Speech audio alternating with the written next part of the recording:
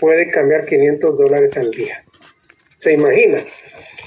Entonces lo bloqueamos, la medida de política económica bloquea que use ese dinero. Bueno, dice, lo saco del país. Momento, señor, la ley dice que en el avión usted puede llevar máximo $1,000. Si lleva, como aquella pobre señora que llevaba $10,000, 5 meses de prisión, porque ¿de dónde va a sacar usted $10,000? No puede explicar que en Guatemala alguien le haya dado $10,000. ¿Ha oído esas noticias o no ha escuchado esas noticias? Se va preso el que obtenga un dinero que no se sabe de dónde salió. Eso es importante. ¿Por qué? Porque si sube el precio y estas familias de 500, que sabíamos que no se gastan todo porque hay un ahorro, ya lo vimos en la clase anterior, el equilibrio entre ahorro e inversión, la suma entre consumo, propensión marginal al consumo, más ahorro, que da 100, que es el ingreso total, todo eso que lo vimos en la clase anterior, aquí se vería perjudicado, porque si las familias ya no pueden ahorrar, ya no le dan dinero al banco. Las empresas que quieren invertir van al banco y el banco ya no tiene dinero. Entonces se arruinan. Eso es lo que dice aquí la diapositiva, el ciclo económico. Si la gente tiene que gastarse todo su dinero porque los precios subieron, ya no hay ahorro. Si no hay ahorro, los bancos no tienen dinero. Si no hay dinero, entonces las empresas no podrían tener dinero. Los bancos quieren dinero. ¿Cómo hacen? Suben las tasas de interés para que la gente tenga ganas de ir a dejar el dinero al banco. La subida de las tasas de interés es una reacción a la falta de dinero en la economía. Y aquí puede faltar dinero en la economía. Es lo contrario, aquí sobra dinero. Pero puede faltar dinero en la economía. Si falta dinero en la economía, ¿qué tenemos que hacer? Poner dinero. ¿Quién pone dinero y quién quita dinero de la economía cuando ocurren estos desequilibrios? El Banco de Guatemala. ¿Qué hace el Banco de Guatemala? Su misión es mantener la estabilidad del nivel de precios. ¿Usted va a ir al Banco de Guatemala con esa misión? Mantener la estabilidad del nivel de precios. Si hay muchos dólares en la economía, el banco lo tiene que quitar. ¿Cómo lo quita? Bueno, si los dólares son legales porque vinieron remesas, y hay mucho dinero en la economía, el banco lo tiene que comprar. Compra los dólares, el Banco Central de Guatemala. Banco Central compra los dólares y los guarda en una cuenta que se llama Reservas Monetarias Internacionales. ¿Para qué guarda ese dinero? Para cualquier momento de vacas flacas, como lo hizo José. ¿Se recuerdan de José en Egipto? Le dijo al faraón, mire, guarde ahorita en silos todo el trigo que pueda, porque va a venir un momento en que va a necesitar dinero y ahí lo va a tener guardado. Entonces José hizo sus reservas monetarias internacionales de trigo. Pues el Banco Central tiene la obligación de hacer reservas monetarias internacionales. ¿Cómo las hace? Cuando hay muchos dólares en la economía, los retira para que no afecten a las familias que vendieron sus troncos. Cuando sube el precio de los productos es que hay dinero en la economía, entonces lo tiene que retirar. ¿Cómo retira dinero en quetzales? Sencillo. Resulta que los bancos están obligados a guardar un porcentaje del dinero y no lo pueden sacar. A eso le llamamos encaje bancario.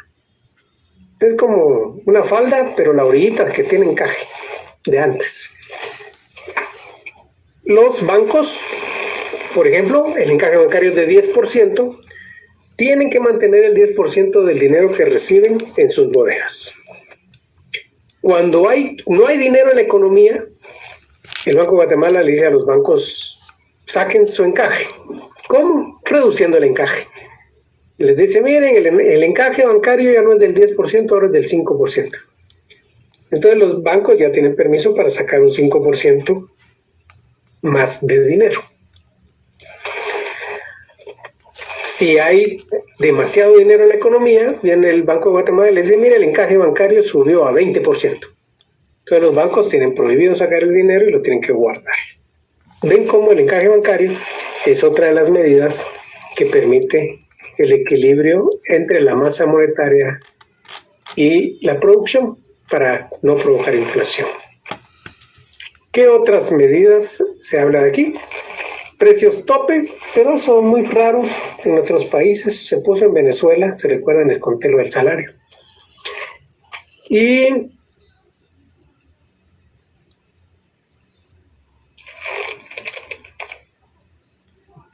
otras medidas que se pueden utilizar son, por ejemplo, evitar que las familias saquen el dinero de los bancos.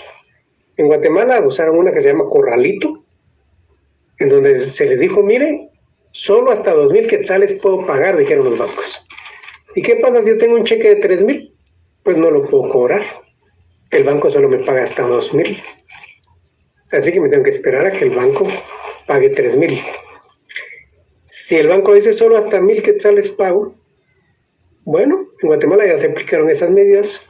Las personas solo pueden sacar del banco hasta 1,000 quetzales. Daniel Tiu quiere contar qué pasó en ese tiempo. Doctor, solo no sé, pero creo que tiene un poco de relación. Hay algunos bancos que lo que hacen para que muchas personas pues no saquen dinero de sus cuentas es que los convencen con un plan de ahorro, un fondo de inversión que le llaman ellos, en el que lo obligan a usted pues a ahorrar, porque en automático le dedican cierta cantidad de que usted esté dispuesto o dispuesta, y si usted quiere retirar parte de ese dinero, por ejemplo, de aquí a unos 3 años, pero el pacto que usted hizo es de aquí a 5 años como mínimo, lo que hace el banco es que lo penaliza con una cantidad monetaria para que usted después pueda sacar el dinero. Posterior a los 5 años, por ejemplo, estoy poniendo un caso, sí ya podría usted sacar ese flujo de efectivo que usted desee sin tener una penalización, pero también hacen el proceso demasiado tardado, porque le solicitan a uno una carta, después de eso le hacen a uno una entrevista del motivo y del por qué uno va a hacer uso de ese dinero, para ya después, dentro de 24 a 72 horas, liberarle los fondos si es que ellos lo aprueban. No sé si tendría relación, yo pienso que un poco debido de que eso es una mecánica que utilizan los bancos para poder seguir teniendo un flujo de efectivo. Correcto. Pero como eso no es política monetaria. La política monetaria solo la puede hacer el gobierno. Porque el gobierno es el único que le interesa mantener el equilibrio del sistema económico. Las empresas no. Lo que están haciendo es una argucia para tener dinero y poder ofrecerle más dinero a las empresas. Los bancos quieren prestar dinero y ganar intereses. Entonces es solo un servicio del banco, los préstamos de largo plazo o los planes de ahorro. De fondo dorado le llaman. Pero el Banco Central sí tiene la intención de mantener el equilibrio y por lo tanto sube el encaje, baja el encaje, sube la tasa de interés, baja la tasa de interés. Si el Banco Central percibe que hay muchos fondos de ahorro ya en las empresas, en los bancos por ejemplo, que ya tienen demasiado dinero ahí ahorrado, entonces quiere que lo saquen. Lo primero que hace el Banco Central, que es el que manda las tasas de interés, es bajar las tasas de interés, llevarlas a casi cero. Eso significa que al banco ya no le interesa tener dinero si la gente no le va a pagar por tenerlo. Si los préstamos van a ser baratos, una tasa de interés de 0.01% anual. Entonces, ¿qué hace el banco? Empieza a deshacerse del dinero. Llama a la gente y le dice, mire, no quiere retirar su fondo de inversión. ¿Por qué? Porque los fondos de inversión se comprometieron a una tasa más alta. Y si la tasa que voy a cobrar es más barata de lo que yo le ofrecí al que voy a guardar el dinero, mejor saco el dinero. ¿Eso quién lo dirige? El Banco Central con su política monetaria. Muy bien.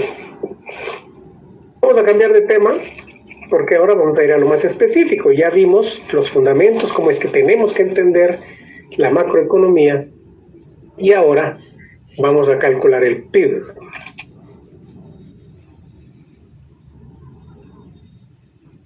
Para calcular el PIB,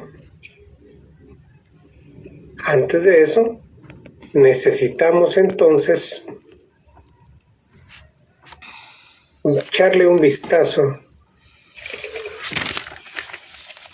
a la geografía económica y vamos a aprender nuestra función de demanda agregada. Entonces ahorita por favor, su calculadora a mano, su cuaderno, para que cuando tenga que hacer cálculos los haga con facilidad.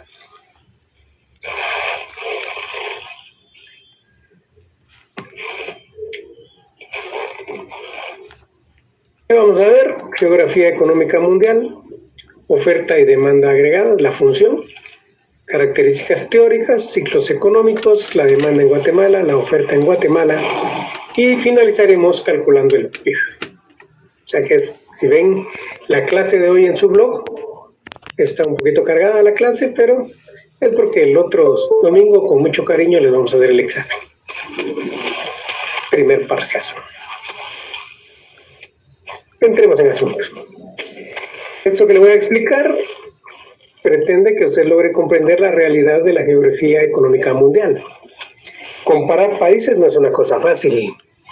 Comprender qué determina la oferta agregada, comprender qué determina la demanda agregada, identificar el equilibrio macroeconómico y acercar los conceptos teóricos a la realidad nacional. Siempre voy a tratar de explicar la realidad nacional. Bueno, veamos qué pasa si nosotros comparamos países.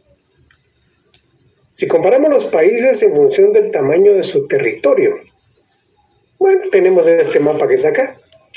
Vemos que Estados Unidos es más grande solo porque está unido en dos con Groenlandia, la isla y Alaska, que le compró a Canadá. Si no, Canadá fuera más grande.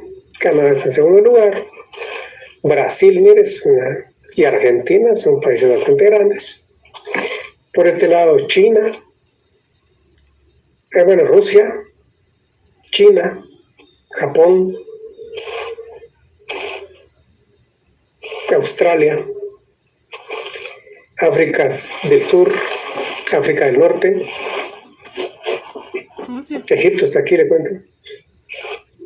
Los países que le llaman árabes. Está fácil, ¿no? Pero ¿qué pasaría si cambio el concepto y no me pongo a ver su territorio? Porque comparar territorios como que no es muy objetivo. Y mejor comparo el Producto Interno Bruto. Entonces ahí se deforma totalmente. Mire África, ¿qué le pasó a África? Ya casi desaparece África, porque a nivel de Producto Interno Bruto mundial, África ya no aporta nada. Mire qué le pasó a la India. Ahora sí creció la India, se hizo gigantesco. Y Estados Unidos también se hizo gigantesco. Y también China y Japón y Rusia. Ya vemos cómo va creciendo. Una total diferencia cuando comparamos Producto Interno Bruto. Y si comparo población, esa es otra cosa. La población es muy diferente. Vemos como China crece, Rusia crece, Alemania se hace grandote, Guatemala se mantiene, tiene un poquito más de tamaño que El Salvador, que Honduras, que Costa Rica. Costa Rica se hace más chiquito. Australia también se hace pequeñito en función de población. O sea que cuando comparamos población, los resultados de la comparación son totalmente diferentes. Pero ahora si comparamos pobres, el que se desaparece es Estados Unidos, de Canadá. Ya no hay Canadá. Cuando buscamos a los pobres y dibujamos al país que tiene más pobres, China y la Unión Soviética, Rusia. Pero mire, ya no está. ¿Dónde está la isla de Inglaterra? Alemania, Francia, Holanda.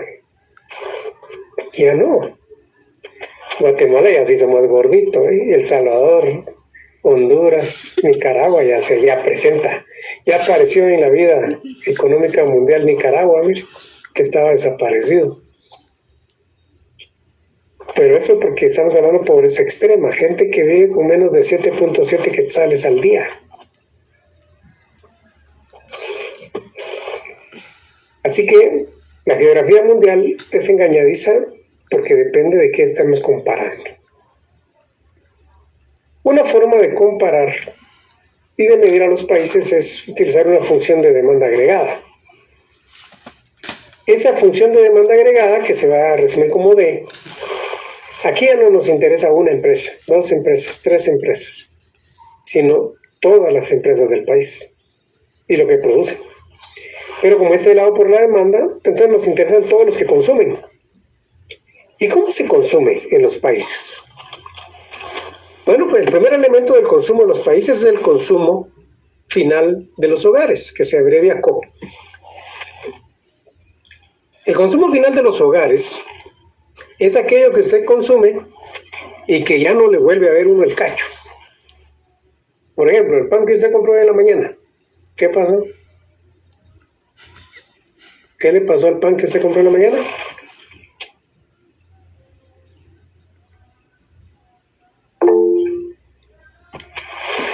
Se acabó. Sí, lo que pasa es que las familias compran para desaparecer. Para eso le llamamos consumo final. Algunos le dicen consumo final de los hogares. Yo le llamo consumo final. Pero ¿qué pasa si usted en la mañana compró 100 quetzales de pan y lo que hizo fue ponerlo en un canasto, en una silla, en la banqueta de su casa? ¿Será eso consumo final?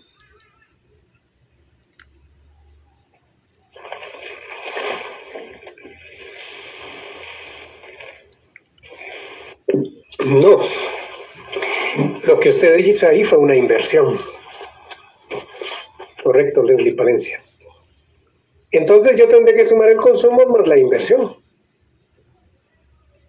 ¿Y será que ahí me acabo lo que se produjo en el país? No, porque aparece un gran consumidor, el gobierno. ¿Quién es el gobierno? Pues es una entidad que puede mover la demanda agregada. Tiene una capacidad enorme para mover la demanda agregada. Vamos a ver. Pongamos un ejemplo clarísimo.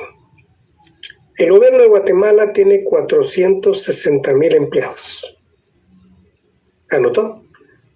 460,000 empleados. Imaginemos que los tienen las empresas, en las empresas de gobierno, ¿no? Las instituciones de gobierno, a esos 460,000 empleados. Y les compra papel higiénico. Solo pensemos en el papel higiénico. De ahí vamos a hablar más. Usted se ha preguntado cuántos rollos de papel higiénico compra el gobierno para sus trabajadores. Vamos a hacer cálculos. Agarre su calculadora. Número 1. Pensemos que compra un rollo de papel higiénico de esos de quetzal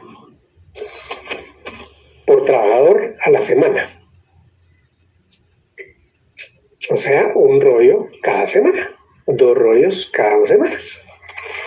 Entonces, si es un rollo a la semana, compra 460,000 rollos a la semana. En 5 semanas, que es un mes, multiplique 5 por 460,000.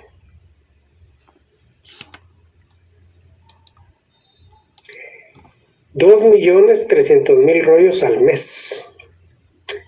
Ahora multiplíquelo por 12 meses. Porque compra una vez al año su papel higiénico.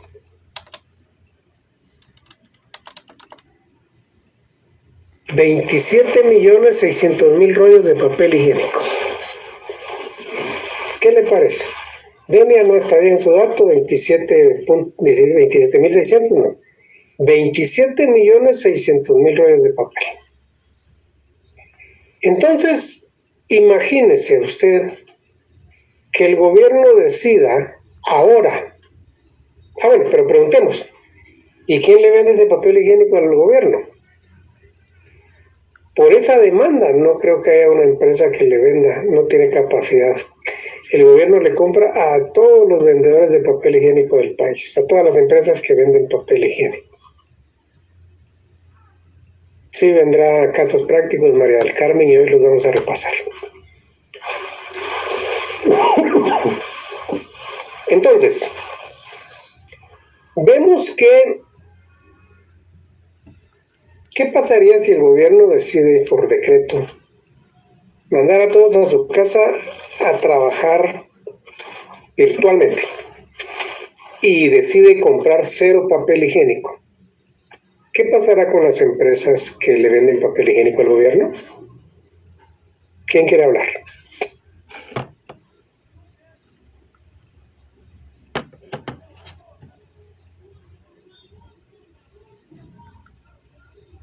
Sergio Massa, por favor. Pues ya no estarían percibiendo ese ingreso, doctor, por lo cual pues también quedarían en bodega con toda la producción que tenían, causando que pues ya no poder producir más, porque la bodega está llena también, ¿no? Ok. A mi parecer quiebran.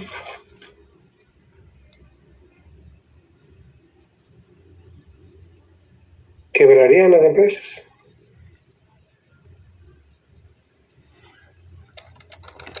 Por supuesto, si la empresa quiebra, habría desempleo. Karen Morán, ¿qué pasó? Cuénteme. Y compra en cantidades grandes para las empresas y llevan el producto a un solo lugar, a diferencia que no es lo mismo un consumo de casa de manera individual, porque tendrían que ahí sí que redistribuir todo ese papel que les generaría mayor costo a las empresas. Entonces obviamente quebrarían porque están teniendo una sobreproducción y el cliente no está ahí, o sea, al final el gobierno es un cliente más.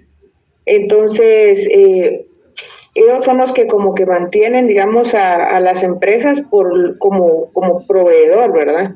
Entonces, sí, obviamente no se les facilitaría a esas empresas si mandan a los trabajadores y como dice usted, solo viendo el lado de lo que es el papel higiénico, no digamos resmas de papel bond que compran exagerado para todos los trámites administrativos que necesitan y otros productos que consumen. Entonces, al final, como usted dice, equilibra el gobierno como cliente para los proveedores todo lo que producen, digamos, dentro de Guatemala, ¿verdad? Únicamente.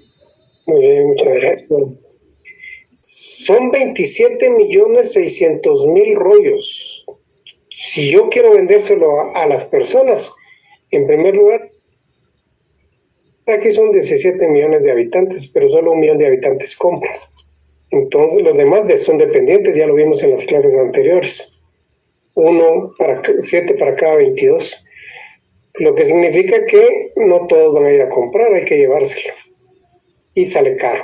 Las empresas no pueden perder 27.6 millones de rollos de papel higiénicos así de la nada. Y es cierto, tendrían que subirle el precio para poder cubrir los costos de transacción. Y al subirle el precio, usted sabe qué pasa con la ley de la oferta y la demanda. La cantidad demandada de un bien o servicio tiende a variar de forma inversamente proporcional a la variación de su precio. Rafael Itzol.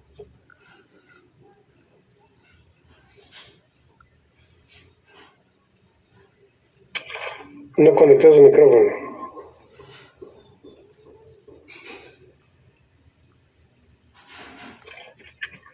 Rafael, ¿se fue? Sí. Como que se me corta el internet. Pues es bastante complicado en ese sentido para el gobierno y precisamente en esta época de pandemia es que de forma como casi que obligado empezaron a activar nuevamente algunas más que todo el comercio, porque sin duda alguna estaba pues detenida toda esa actividad y más en esas compras en masa que ellos realizan. Gracias. Muy bien. Entonces, lo que estamos aprendiendo ahorita es que cuando determinamos la demanda agregada del gobierno es importante en la función de demanda. Y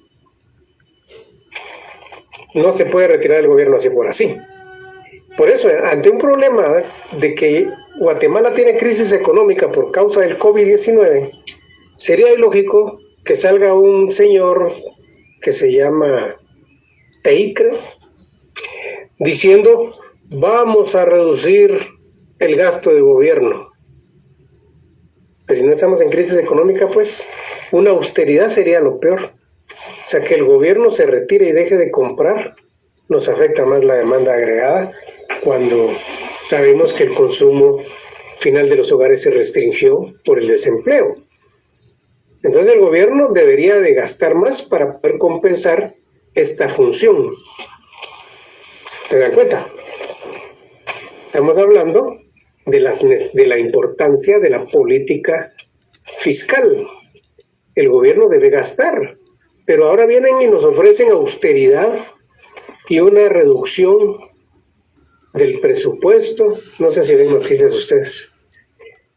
Y, por supuesto, cancelan no el papel higiénico, sino dicen que se compra, que se restringe el grupo 3, que es maquinaria.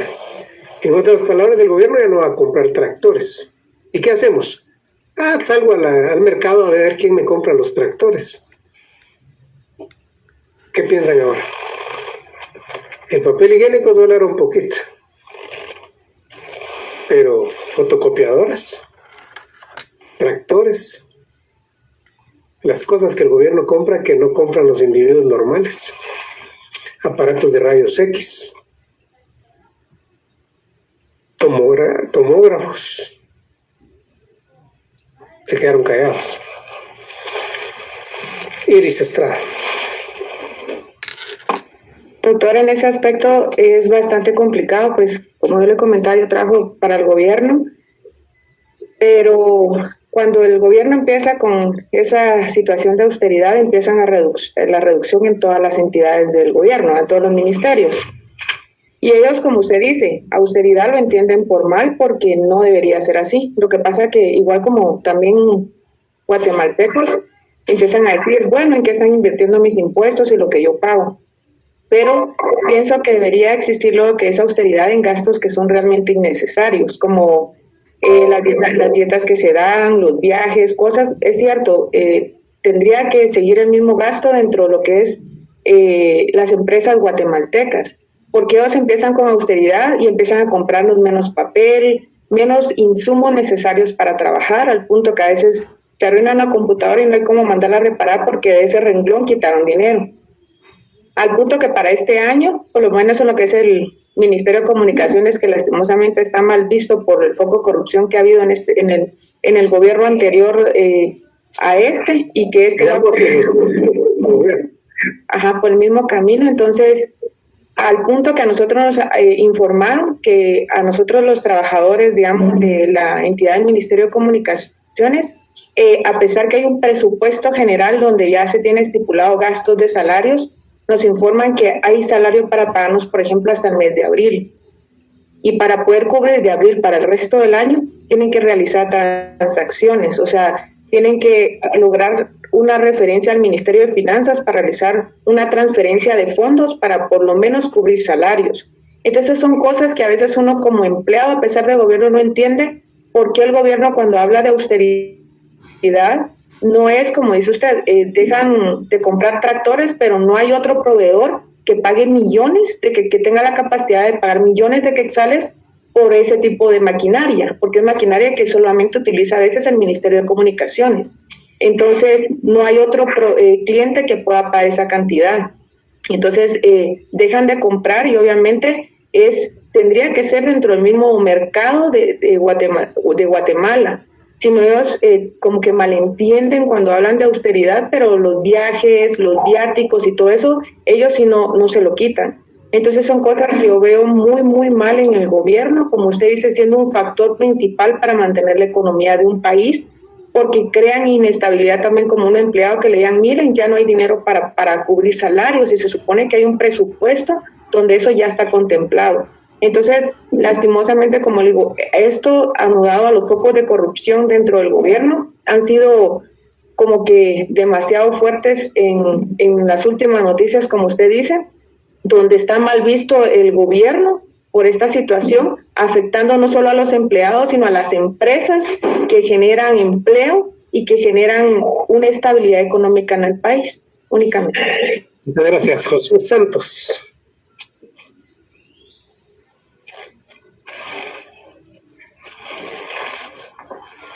No tiene micrófono.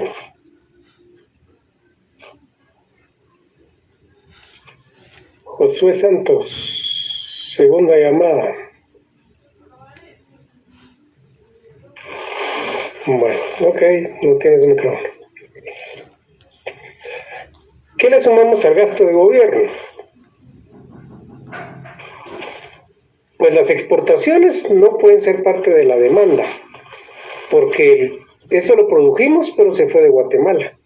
Entonces, nadie lo demandó. Hay que restarle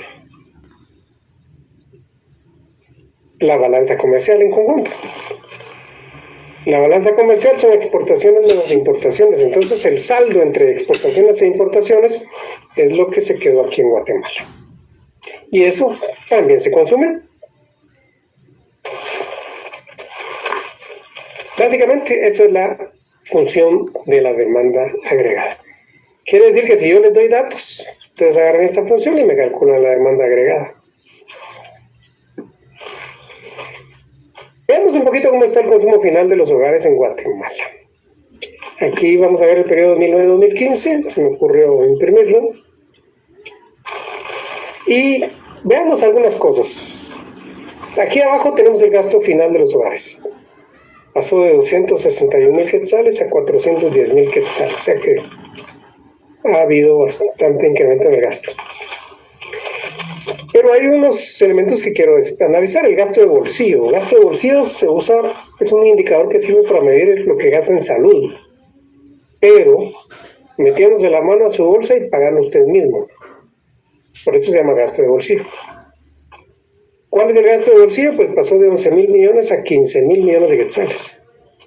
Mientras que al Ministerio de Salud, 5,000 millones. Quiere decir que el pueblo paga 3 veces más lo que el Ministerio de Salud se gasta en atender la salud de la población. ¿En qué lo gasta? En equipos médicos, productos y artefactos, como por ejemplo el que pincha el dedo para medir el azúcar, las muletas, las sillas de ruedas, etc. En los de consulta externa, cuando usted se va a la farmacia y se sienta en una sillita allí y empieza y paga 30 quetzales para que lo atienda un médico. Eso se llaman servicios de consulta externa o servicios para pacientes externos. Pasaron de 4,000 a 5,700. Y los de hospitalización, ¿verdad? Cuando esto lo internan y le hacen operaciones. Servicios de hospital que pasaron de 3,500 a 4,700. Pero vea esto que está aquí abajito. Las bebidas alcohólicas, tabaco y estupefacientes. Ese sí ha crecido de 4,000 millones a 7,300 millones. Eso significa que si usted está alegando porque gasta mucho en medicamentos, 5,000 millones, pues mire, gasta más en bebidas alcohólicas y cigarros. O sea que el consumo final de los hogares no es tan inteligente que digamos. Lo otro que es fuerte también es el cuidado personal, lo que incluye las cremitas para la cara, las cremitas antiarrugas, los champús para la caída del cabello, el champú para que le ponga negro su pelo. Bueno, llega hasta 8,000. Mire, gasta más de eso que de curar para curarse. Gasta más para pintarse la cara y el pelo y para alargarse las pestañas y todo, que lo que gasta para su salud. Y en efectos personales, que estamos hablando de collares, zapatos, no, eso no. Personales son relojes, argollas, anillos. Mire, estamos llegando a 2,500 millones de quetzales. Mientras que en protección social, que era el tema que hablamos el domingo pasado, mire, 103 millones, 113, 152. Diga pues que le roban todo el dinero. Y con servicios de seguridad social que no están buenos. ¿Qué observan de este cuadro? A ver, la opinión de algunos de ustedes.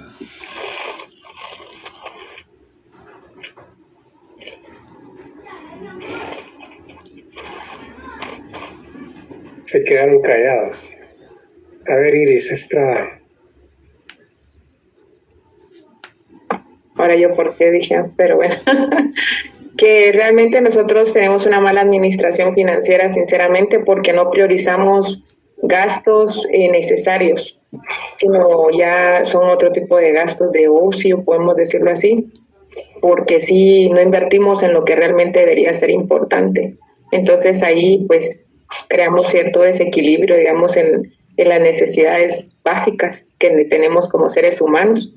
Y eso sí es cierto en los productos de belleza, porque yo tenía pues un licenciado en la universidad que me acuerdo, ahorita no recuerdo, me da administración, y sí, él trabajaba en una empresa de belleza, y dice que fuera que son los impuestos, creo, si no estoy mal, más caros que se pagan cuando ingresan al país, creo yo, dice que son como que las empresas que venden todo lo que son productos de belleza, las que más ganan, porque como mujeres creo que a veces hay personas que se cuidan demasiado y gastan bastante plata en ese aspecto. Entonces, sí, a veces nosotros no tenemos una buena administración económica, digamos, desde los hogares, no digamos de gobierno, ¿verdad? Únicamente. Muchas gracias. Sí, no, y lo que llama la atención es que en protección social, ¿cuánto gasta la familia? 152 milloncitos de quetzales, y en estupefacientes 7.300 millones, y diciendo que el IX le roba su dinero y que quieren mejor atención y que quieren que los atiendan como hotel 5 estrellas. Solo mire las contradicciones que tiene la sociedad guatemalteca y que se atreve a hablar. A ver, Dora y Anet. Sí, buenas tardes, doctor y compañeros. Bueno, pues mi opinión es con respecto a que estamos en una sociedad capitalista que nos enseña a ser consumidores. Más que todo somos influenciados por otros países como Estados Unidos. Y por ser su colonia, pues la propaganda es más fuerte para, pues, poner sus productos a nuestra disposición, y es en donde nosotros caemos. Pues prácticamente es una trampa. Dejamos de ver ciertas prioridades por otras que realmente no son secundarias. Cierto, como que no queremos guardar dinero para nuestra pensión, ¿verdad? Pero sí nos gastamos el dinero, como mi compañera, que como ahora ya no trabajo con ella y no voy a decir la institución, pero 24,000 quetzales pagó para arreglarse la punta de la nariz. Y la verdad, me gustaba cuando tenía la punta de la nariz bonita y se la fue a parar como que... No entiendo por qué se fue a parar para enseñarle los hoyos de la nariz a todo el mundo, y me cae mal ahora verla. Porque siempre que viene enfrente de mí voltear para otro lado, imagínense, y pagó 24,000 quetzales para hacerse eso. O sea, hay cosas que no entiende uno de las personas, ¿verdad? Pero para que vean, estamos viendo realidad, evidencia. El que estudia macroeconomía entiende lo que está pasando en el país y sabe por dónde es que hay que entrarle al asunto. Porque algunos me escribieron ahí un mensajito: mire, ¿usted cuánto le paga a la Seguridad Social por estarle haciendo publicidad? No, señor, esto es macro. Aquí tenemos que ver el mundo, ¿no? Y tenemos que ver lo grande, y vemos cómo es que estas comparaciones dan risa. Ahí se rieron un montón, ¿no? Muy bien, pagan más en seguros de vehículos, mire, y si esos seguros de vida, que lo malo con los seguros es que vencen, ¿verdad? Tienen fecha de vencimiento a los 70 años, y usted ya no lo cobró, pobre usted, se acabó. Lo otro es que si usted cobra un seguro médico una vez, al siguiente seguro que quiere comprar, porque ahí se vence cuando usted lo usa, ¿no? Entonces le sale más caro. Y si usted es una persona enferma, a veces le piden el 100% de su salario para tener un seguro médico. Y miren, 1.900 millones de quetzales en seguros privados. Servicios financieros, miren, intereses. Esto sí da. Los hogares pagando 2.275 millones en intereses. ¿Por qué pagan su tarjeta de crédito por abonos? ¿Por qué no pagan el pago de contado cada mes? Eso no es inteligente, perder 2.275 millones de quetzales en intereses. Solo imagínense. Y hay otros servicios, ¿verdad? Todos los demás, el resto de gastos de consumo, ropa, etcétera, están aquí en 370,000 millones. Pero, bueno, estamos viendo cómo se integra el PIB y vamos a aprender a calcularlo. Mire, lo que vimos en el cuadro anterior solo es una linita de consumo final de los hogares. Aquí está en la primera línea, en la segunda. Miren las instituciones sin fines de lucro. 2.300 millones a 3.900 millones de quetzales. Ahí estamos viendo todas las instituciones sin fines de lucro, la Cruz Roja, los bomberos voluntarios, todos los que ayudan, ¿no? Todas las ONGs, APROFAM, los del cáncer, la Liga del Corazón, que también se considera gasto final, de consumo final. Y aquí está el gasto de gobierno, 22,000 millones, 40,000 millones hemos llegado, y yo le dije que casi el 50% del gasto de gobierno es para pagar salarios. Quiere decir que el otro 50% es 40,844 millones para comprar las cosas. Y de eso en salud se gastó 4,980 millones. La formación bruta de capital fijo es construcción de edificios, carreteras. Eso es público y privado, o sea, aquí no interesa quién construyó el edificio. Es formación bruta de capital fijo y ahora hay 69 edificios más grandes en Guatemala. Y hay 311 licencias aprobadas, o sea que dentro de poco vamos a tener 380 edificios más. Como ya se murió un alcalde que no permitía que construyeran hacia arriba. Una vez se murió, autorizaron todas las licencias que estaban pendientes y ahora todo es para arriba. Eso que es, pues es formación bruta de capital fijo. También forma parte de la formación bruta, bueno, la formación bruta de capital fijo se construye por construcción y por maquinaria y equipo, que están los dos elementos. Y luego otra variable que es importante analizar es la variación de existencias. ¿Qué es la variación de existencias? Pues yo produje, imagínense que vendo papayas. Produje este mes de diciembre papayas, pero no las vendí en diciembre, me quedaron para enero del otro año. Entonces a eso le voy a llamar variación de existencias, es producción que se va para otro año. Eso es importante porque si yo quiero medir la producción real del país, no es lo que produje, es lo que vendí. Si yo produje algo hoy y no lo he vendido y tengo que venderlo hasta el otro año, entonces eso se llama variación de existencia y lo tengo que restar a mi producción para medir la verdadera producción. ¿Qué más tenemos? Exportaciones e importaciones. La balanza comercial, mire, sabemos que es deficitaria. Las exportaciones abajo, las importaciones arriba. Y ahí está. Con todos estos datos se construye el Producto Interno Bruto, que ahora vamos a aprender cómo se calcula. Ya vimos que es la demanda agregada. Ahora vamos a aprender algo. Apúntelo. Demanda agregada es igual a oferta agregada. Me da risa porque en un examen les doy todos los datos de la demanda agregada y después les digo, calcúlenme la oferta agregada y están llorando.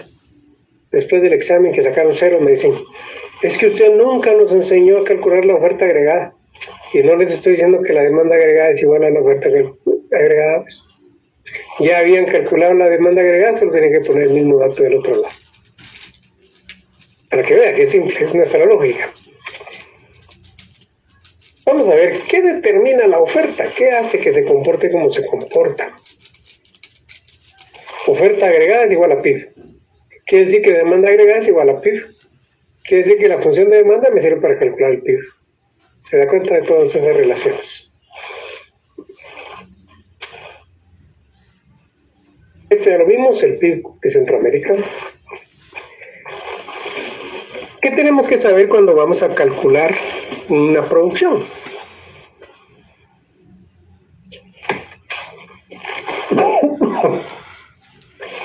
Pues tenemos que ver que una actividad económica crea varias actividades, o sea, no es simple. Si ustedes llegan a poner una su empresa y va a contratar a 10 trabajadores, no crea que solo 10 trabajadores puso y ya, se acabó, ya no hay más beneficios para la economía. ¿Por qué? existen actividades directas, actividades indirectas y actividades conexas.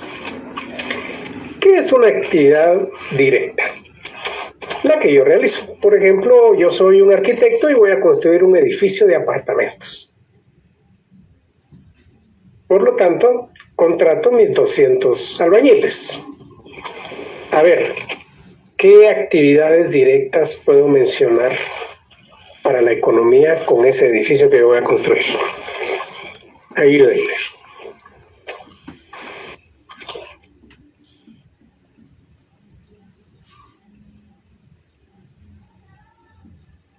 Sí, el empleo de los 200 trabajadores. Muy bien, ¿qué más?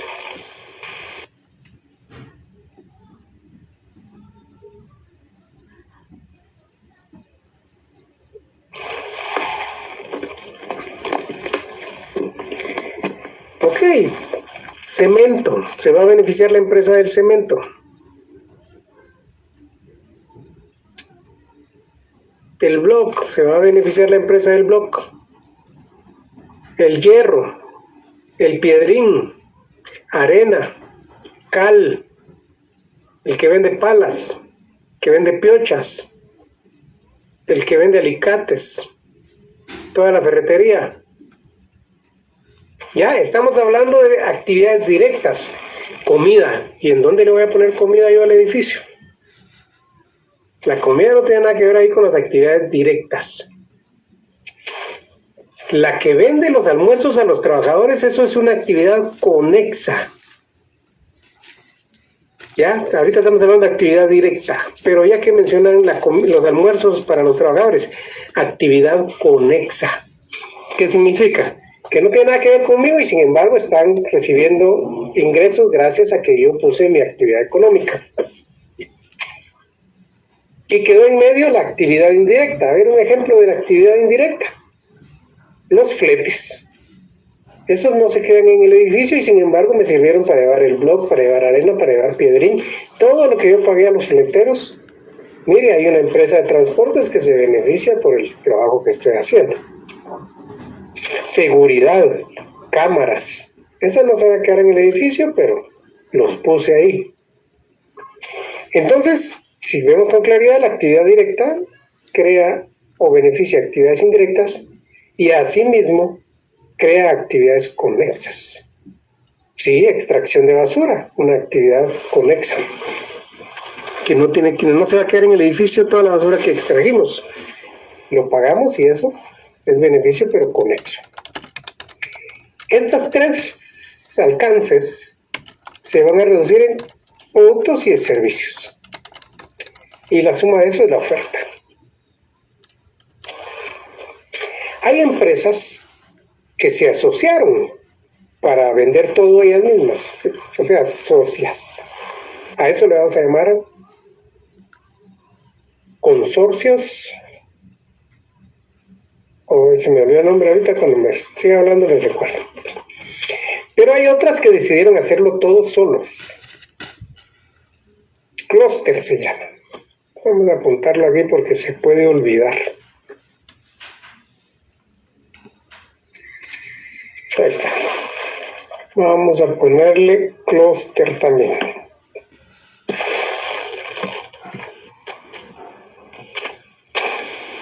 Un clúster son empresas que se organizaron, es decir, bueno, pongamos, yo pongo la arena, yo pongo el piedrín, yo pongo... Y se organizaron. En cambio hay empresas que decidieron hacerlo todas ellas y por eso constituyen cadenas productivas. Por ejemplo, hay una empresa que es avícola, bueno, que era una empresa avícola.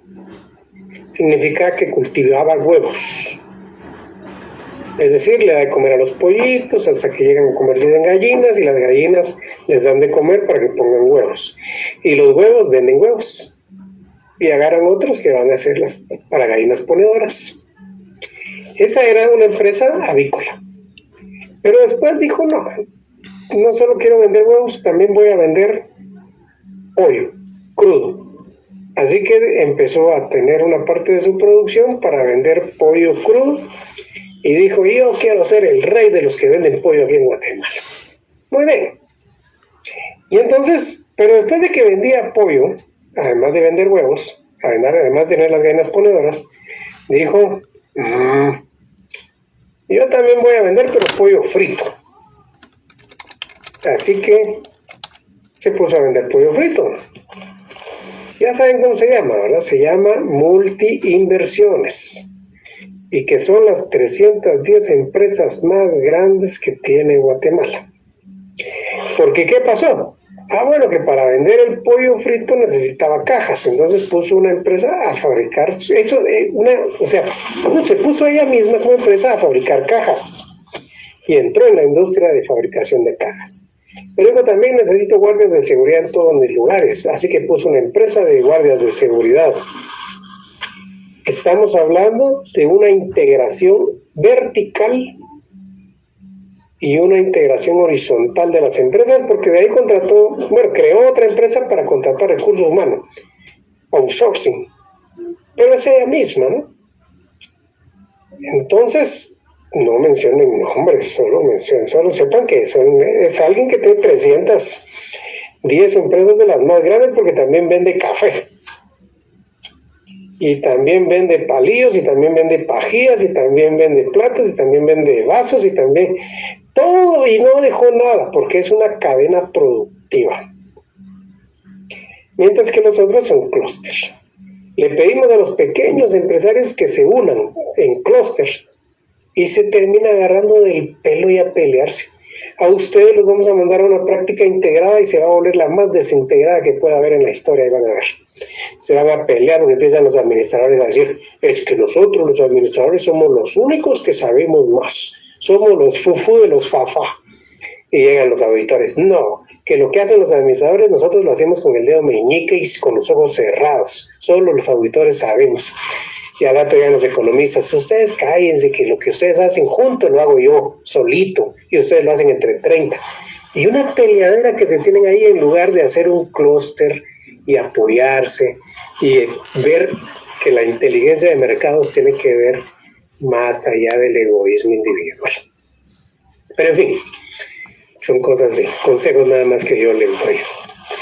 Lo importante es que ya hemos visto que hay en los alcances que tiene una actividad económica cuando nos ponemos a hacer eso, que no solo tenemos que pensar en lo que hacemos directamente, sino en todos los beneficios económicos que se provocan para constituir la oferta. ¿Cómo registramos la producción? Con una tablita así, mire qué simple, una matriz tan simple como esta, en donde tenemos la CPC, o sea, los productos listados aquí para abajo. Producto 1, Producto 2, Producto 3, Producto 4, Producto 5. En Guatemala tenemos 1.025.000 productos. Digamos un producto de ejemplo, papaya. Otro producto, arroz. Otro producto, calzado. Otro producto, maíz, frijol. Y usted ya sigue escribiendo ahí los productos. Avena.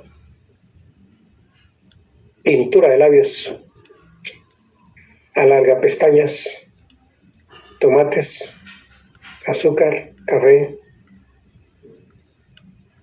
carros, cualquier producto que vendamos, ¿no? 1.025.000 aquí para abajo. Pero no los ponemos con nuestro propio nombre, porque si no, alguien va a decir guineyos, y otro país va a poner bananos. Y saben que es lo mismo, ¿verdad? Aquí me pueden ayudar ustedes.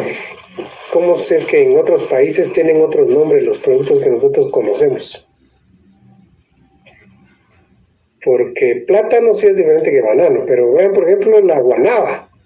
En un país es guanábana y en el otro es cincuya.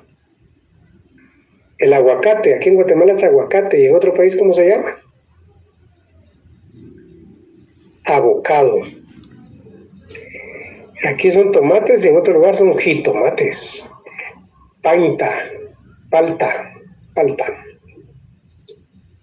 Muy bien, entonces se da cuenta. El whisky en otro país le llaman cabeza. De todo. Que entonces, para evitar todo ese problema de poder hacer comparaciones del PIB per cápita entre países, se ha creado la CPC, que es en inglés, y en español es la Clasificación Central de Productos. Esa Clasificación Central de Productos es una clasificación única internacional. El chayote, también. ¿Quiere chayote? Le dicen, ay, yo, ¿qué? ¿Quebraron una botella o qué? Digo yo. ¿Qué sin nombre? Es whisky cocido. Y el cilantro se llama culantro. Aunque ustedes digan otras cosas ahí usando el pobre cilantro. Pero en fin. Ustedes porque piensan en la clase de macro y las 3 horas que tienen que estar sentados. En fin. CPC significa Clasificación Central de Productos. Quiere decir que allí en esa se centralizaron todos los productos del planeta. ¿Para qué? Porque le pusieron un código, código 1, código 2, código 3. Y así cada país va a usar el nombre que esté ahí en la Clasificación Central de Productos. Y así sí se pueden comparar. ¿Qué le parece? Esos son los productos. Hacia abajo. Y hacia la derecha, así como que fuera Excel, están las industrias. Cuando fui a México me dijeron, ¿quieres su comida con popote o sin popote? Yo, ¿sabe qué? Le dije, mejor de mí un caldo así sin carne. Tenemos industria 1, industria 2, industria 3. Saben ustedes que estudié en la UNAM, ¿verdad? En la UNAM lo que sufrí es que todo es con aceite. Todo con aceite, no hay nada que sea libre de aceite. Y yo ya no quería comer aceite, así que me fui al mercado. Caminé hasta Ecatepec, se llama el mercado. Hay un mercado ahí en Ecatepec. Ahí viví. Y que en el mercado, que entré y cabal, había unos envueltos en huevo, unas hierbitas envueltas en huevo, que dije, salvación. ¿Cuánto cuestan? Sí, me dijeron 7 pesos. Regálenme por favor 2 porciones. Recuerdo que eran esa cosa blanca envuelta en huevo, no sé cómo se llama, coliflor. Coliflor envuelto en huevo. Y le dije, regálenme 2 por favor, yo feliz, dije, una de mis tortillas, la coliflor envuelta en huevo. Y me dice la señora, ¿se la caliento? Váyale. Y no ve que tenía una cebolla ahí de aceite, pues, y me la zambulla en el aceite, la ingrata. Qué barbaridad, ya no me la pude comer. Todo es aceite, y chile. La señora que le di dinero para vivir en su casa una temporada, cuando yo solo iba ahí, para no pagar hoteles, ¿verdad? Y ayudar un poco a la gente pobre. Le di 400 pesos para la semana. Y en la noche de mi primer día me dice, aquí está su cena. 2, aquí para las ferias usamos esas cosas, una tortillita con queso y perejil, no sé cómo le llaman a esas garnachas. Sí, es una tortillita, ¿verdad? Me da una tortilla con una salsa verde y le digo, ¿y la cena? Ay, no, o sea que si usted no come lo que nosotros comemos, no sé qué le voy a hacer de cena. Esa es su cena, me dice. Una taza de café con 2 garnachas. Y le di 400 pesos y le digo, mire, no tiene un huevito. Huevito, aquí es solo para la gente que tiene dinero, me dijo. Imagínense usted qué sufrimiento el que tuve en esa oportunidad. Pero en fin, así va aprendiendo uno cómo es la crisis en otros lados. Industrias. Aquí podemos poner la industria del calzado. Y entonces por aquí vamos a buscar el calzado y en el cruce ponemos el dinero de la producción de esa industria. Recuerde, aquí estamos en macro, no ponemos el nombre de la empresa. Aquí ponemos industria del calzado y ahí está la suma de todas las empresas que producen calzado. Ya sean individuales, micro, pequeña, mediana o grande empresa. O empresa gigante, no importa. Así lo vamos registrando. Tenemos 123 industrias en Guatemala y 1.025.000 productos hacia abajo. Aunque los productos no crea que están individualizados. O sea, no decimos papaya, sandía, melón, sino decimos frutas. Si no, sería una lista inmensa, ¿no? Nosotros, a pesar de eso, tenemos 1.025.000 productos y el mundo tiene más. Pero los países han agarrado la CPC, o la Clasificación Central de Productos, y han dejado los códigos que les afectan nada más. Por ejemplo, el producto 760, que es paliar nieve. ¿Usted cree que lo tenemos que dejar aquí en Guatemala, en nuestra lista? No, porque se ocuparía un espacio por gusto, era paliar nieve, pero en Estados Unidos es importante paliar nieve. Así que aquí nosotros tenemos nuestra nomenclatura guatemalteca, pero no es propia. Es agarrar las líneas que nos corresponden y ponerlas juntas para poder estar calculando lo nuestro. Nuestra nomenclatura se llama, para el tema de industrias, bueno, las industrias también están unificadas en la CIU. ¿Qué es CIU? Póngale atención. Clasificación Internacional Industrial Uniforme. ¿Quién me ayuda a decir cuáles eran los nombres? A ver, voluntarios.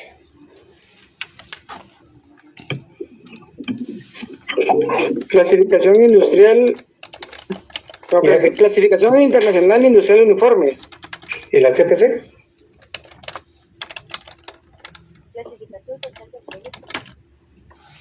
Clasificación central de productos. Shiri. Clasificación central de productos. Muy bien, solo que ahí está en Classification Product Central. No, Central Product Classification, así se dice. Pero nosotros decimos CPC y sabemos que es Clasificación Central de Productos. Muy bien, pero esas también se van actualizando con el tiempo, porque aparecen nuevas actividades. En 1980, por ejemplo, a nadie se le ocurría que los productos que se iban a vender eran teléfonos celulares. Y menos tarjetas de internet. Se imagina, o sea, tiempo de aire. Se imagina en 1975 decirle a alguien, mire, ¿sabe qué? Véndame tiempo de aire. Se le sacan con escoba de la tienda. Que este que fumó, a ver quién le vende tiempo y quién le vende aire. Pero ahora esos productos se van agregando cada año. Por eso, la CIU que estamos usando ahorita es la CIU 8, la del año 2008, la versión 8 de la CIU. Que tampoco van así 1, 2, 3, 4, 5, sino 1, 1.1, la 2, la 2.1, la 3, la 3.1, la 4, la 4.1, la 4.2, la 4.3. Creo que ahorita vamos en la 4.4. Pero en la versión 8 que hay de la CIU, donde se van incorporando nuevas actividades. Por ejemplo, ahora está la industria de los viajes espaciales, que antes no había y ahora ya están vendiendo. Usted no sé si ya compró el suyo, $38,000 cuesta el viajecito. Lo sacan del planeta, se echan un colazo allá afuera y ya regresa a contar, bueno, a mostrar sus fotos, cómo le fue. Está bonito eso, vamos a ver si ahorramos en nuestros días. O de repente dejamos un trabajo a los alumnos del macro para poder juntar para el viajecito. Serán otros catedráticos. Bueno, entonces, o hacemos cooperacha ahí, hacemos un cuchubal entre todos los del macro para juntar. Cada mes le toque a uno. Aunque no me van a aparecer después con demandas ahí pidiendo todo lo demás. Bueno. Quiere decir que la CIU, versión 4.4 creo que tenemos ahorita, y la CPC, versión 3.0 creo que vamos. Ya sabemos que se adecuan a los países, pero son la misma para poder comparar a nivel mundial. Y en los cruces de producto e industria que lo vende, se ponen los valores en dinero, no en físico, porque como sumo tractores con profesores universitarios, aunque los dos son tanques, pero unos son de pensamiento y los otros son tanques mecánicos. Así dicen, o no sé. Pero en fin, hay industrias que tienen muchos productos, con las que tienen integración vertical o integración horizontal. Y hay productos que se producen en muchas industrias. Si cada industria guatemalteca quiere producir sus propias cajas, entonces cajas de cartón se pueden producir en la industria 1, en la industria 2, en la industria 3, etcétera. Y aquí donde dice cajas de cartón van a aparecer datos hacia allá. Puedo sumar la producción de todas las industrias para saber el total de cajas de cartón. O puedo ver una industria que vende huevos, que vende pollo crudo, que vende pollo frito, que vende seguridad, servicios de seguridad y que vende entregas a domicilio, etcétera, ¿no? Hacia abajo también lo que tiene la industria en su conjunto.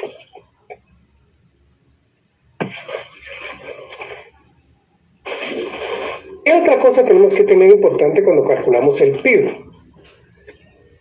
que a veces el PIB baja, pero eso no es malo, y a veces el PIB sube, pero eso tampoco es bueno, porque funciona con ciclos económicos. Los ciclos significa que hay un momento en el que la producción debe subir y hay un momento en que la producción debe bajar, dependiendo de las costumbres de los países. Por ejemplo, en Guatemala, a ver ustedes, a ver si son conocedores, ¿cuándo sube la producción de huevo?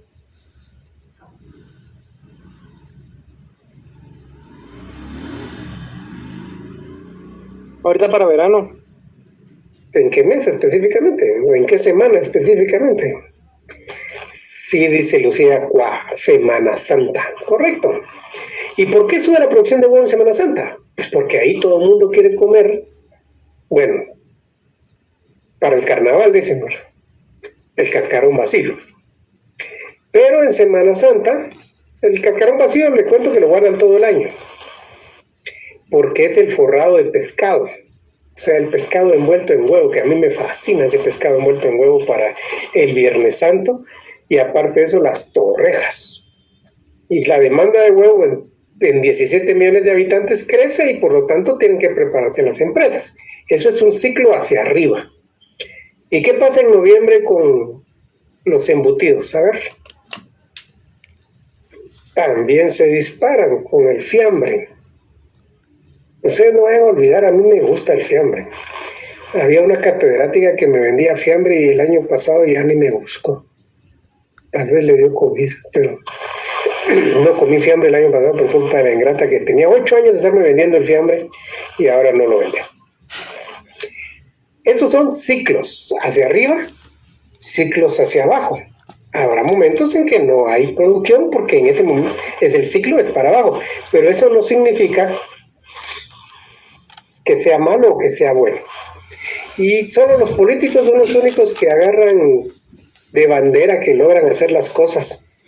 Porque recuerdo a un expresidente de Guatemala, que en el mes de mayo sacó su publicación. Durante mi gobierno he logrado que se incremente las ventas de pollo y las ventas de huevo en el mes de abril, comparado con el mes de marzo. Es mentira, si el ciclo económico siempre estaba dado y la gente va a aplaudirle. ¡Bravo! ¡Qué buen presidente! Imagínate que era tan mentiroso que dijo que en mi gobierno logré que bajaran el precio de la gasolina. No, hombre, si eso lo deciden 5 países allá del norte, que ni le van a preguntar ni le van a pedir permiso los de la OPEP a él para subir o bajar el precio de la gasolina. Y aún así hay gente que todavía dice, sí, ese era el mejor presidente de Guatemala porque bajó el precio de la gasolina. Nada que ver. Si usted no es presidente de Alemania, Estados Unidos y los países árabes, no venga a decir que tiene que influencia en él. Pues son ciclos económicos. El que va para arriba se llama recuperación o expansión.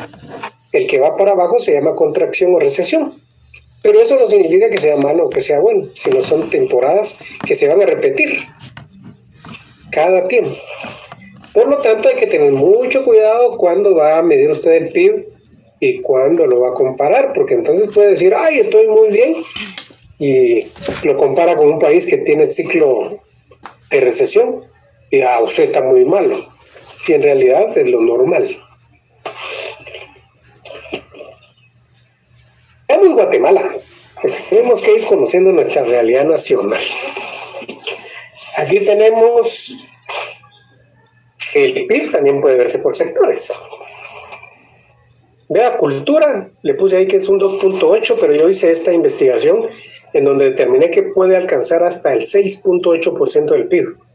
Lo que pasa es que nosotros somos tan malos para vendedores que no queremos publicitar nuestros sitios turísticos. Hay 1.174 sitios turísticos que podrían darnos dinero con todas esas actividades conexas y con esas actividades asociadas y con las actividades principales, que sería buenísimo. Lo que pasa es que somos tan malos vendedores ustedes, pero tan malos vendedores, que imagínense, México 200 años, así se llamaba la publicidad, cuando México celebró sus 200 años de independencia. Puede creer que hizo crecer su PIB en 1.3%, solo por esa celebración. Hizo publicidad en todos los lugares y la gente llegó a México a visitarlo por sus 200 años de independencia. ¿Quién cree que está cumpliendo 200 años de independencia este año? Guatemala. Entonces, nosotros. ¿Será que vamos a hacer crecer nuestro PIB un 1%, aunque sea? No. Puede creer que nosotros teníamos un evento más importante que los 200 años de México. Nosotros estábamos celebrando un Catún. ¿Se recuerdan eso? Y que el fin del mundo y que la National Geographic vino a Guatemala y el resto del planeta nos volteó a ver. Y dije yo, ahorita sí hacemos crecer un 10% el PIB. Va a venir un turismo bárbaro y vamos a vender ese evento porque los mayas y que predijeron el mundo, el fin un cambio de era, ¿no? Un Bactún, el 13 Bactún. Ahí lo puede ver en mi blog.